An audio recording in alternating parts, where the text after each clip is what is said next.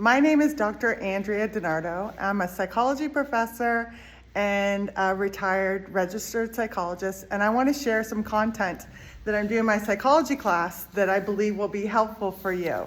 So this is my health psychology course that I teach for the nurses, and I also teach another course that I teach is a drugs and behavior course.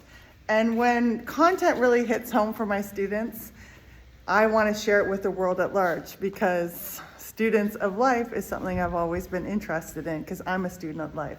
So what I'm going to share with you today is something called the Transtheoretical model stages of change, and it's related to the motivational enhancement therapy. That's a lot of words, but this comes from the work with nurses, working with people that have addictions, and this is Saints Nation. I teach at St. Clair College. And so the origin story is what a lot of nurses do, and I teach mostly in the nursing program, is that they really are motivators for change. And one of the reasons that people don't change is because when you're dictated to, when you're talked at, and it's this way or the highway, you don't really tap into the knowledge of the patient. So what I want you to do is, in your mind right now, I want you to write down 2 things about your life you'd like to change. It could be something as serious as an addiction, or it could be a habit, or it could be smoking, it could be alcohol, it could be complaining, it could be sleep, it could be speeding, whatever it is.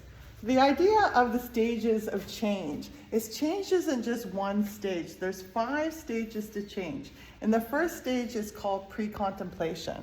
And when you're in precontemplation stage, not even you are aware that you need to make a change. All the people around you know that you need to change, but it's called precontemplation because it's outside of your sphere of, out of your mind. Contemplation is when you start to think that you need to change. And this is the idea, and one of the things that when I'm teaching is to help remove the shame that's tied to psychology and behavioral changes. And so pre-contemplation is the idea that you're thinking about it.